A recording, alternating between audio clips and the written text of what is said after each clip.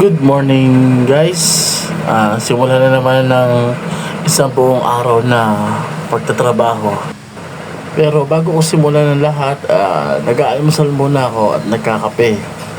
Tsaka ako ayusin yung mga dapat ayusin ng aking mga susuotin at gagamitin sa aking pag-duty. Napakaaliwalas ng panahon ngayon at sobrang sarap pagmasdan ng mga puno kasabay ng malamig na simoy ng hangin dito sa aking area.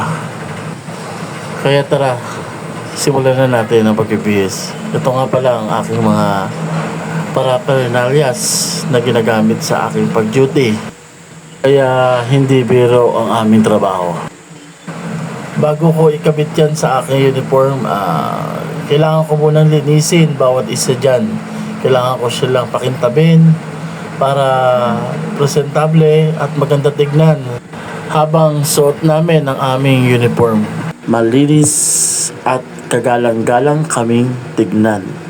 At bago kami naging isang security guard, pinagdaanan din namin ang hirap ng training bago kami naging isang lisensyadong security guard. Kaya bago nyo sabihin na hayahay ang pagiging security, mag-training muna kayo. Tsaka nyo sabihin kung hayahay ba talaga ang pagiging security guard. Kaya hindi biro ang aming paghahanda at pag-prepare sa aming mga gagamitin at susuotin sa araw ng aming pag-duty.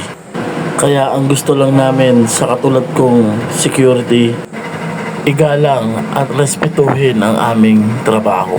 Dahil hindi po ganun kadali ang pagiging security. Dahil kaming mga security, handa kaming magsakripisyo alang-alang sa kliyente. Maraming pwedeng mangyari. Nandyan yung hindi ka pwedeng umuwi dahil wala kang kapalitan. Kaya sa ayaw at sa gusto mo, obligado kang mag-duty ng 24 hours. Dahil hindi biro ang pagiging security.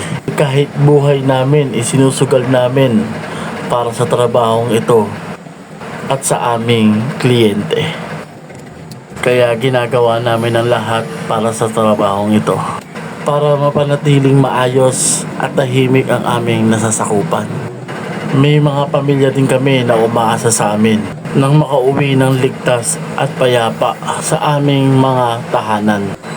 At sa katulad kong security guard, isa lang ang aking hinihiling, respetuhin at igalang ang aking propesyon. Dahil itong trabaho na ito ang bumubuhay sa aking pamilya at nagtatrabaho na maayos at lumalaban ng patas. Kaya kaming mga security guard, masipag, matyaga at mapagkakatiwalaan. See you on my next video. Bye-bye.